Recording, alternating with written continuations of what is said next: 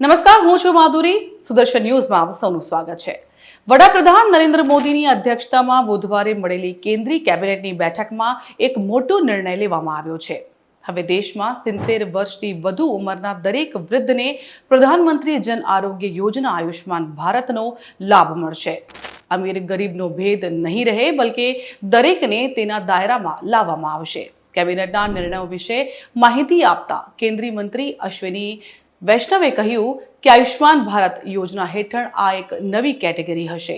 આ અંતર્ગત સરકાર 70 વર્ષથી વધુ ઉંમરના દરેક વૃદ્ધને 5 લાખ રૂપિયાની સુધીની મફત સારવાર આપશે. હવે લગભગ 6 કરોડ સિનિયર સિટીઝનોને શરૂ કરવામાં આવેલી આયુષ્માન ભારત યોજનાની સુવિધાનો લાભ મળશે.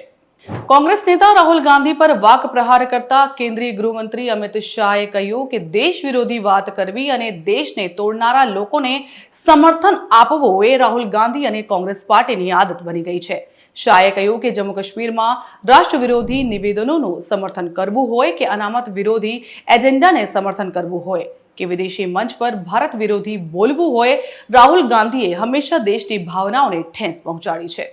વાત કરીએ બાંગ્લાદેશની. બાંગ્લાદેશમાં સરકારના ગૃહ મંત્રાલયે એક તાલિબાની ફરમાન જારી કર્યું છે, જેમાં દુર્ગા પૂજા પહેલા દેશના લઘુમતી હિન્દુ સમુદાયની દુર્ગા પૂજા સમિતિઓને અજાન અને નમાઝની 5 મિનિટ પહેલા દુર્ગા પૂજાના અનુષ્ઠાન અને સાઉન્ડ સિસ્ટમ બંધ કરવાનો આદેશ કરાયો છે.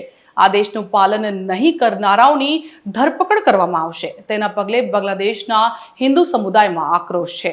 બાંગ્લાદેશના હિન્દુઓ આ આદેશનો વિરોધ કરી રહ્યા છે. ઇસ્કોન કોલકાતાના ઉપાધ્યક્ષ રાધારમણ દાસે બાંગ્લાદેશ સરકારના નિર્ણયના વિરોધમાં કહ્યું કે આ નવું તાલિબાની બાંગ્લાદેશ છે, પણ બોલિવૂડનો કોઈ કલાકાર બાંગ્લાદેશના લઘુમતીઓ માટે પ્લે કાર્ડ નહીં ઉઠાવે, કેમ કે તેઓ હિન્દુ છે. દેશ દુનિયાના મહત્વના સમાચાર માટે આપ જોડાયેલા રહો અમારી સાથે. જોતા રહો સુદર્શન ન્યૂઝ.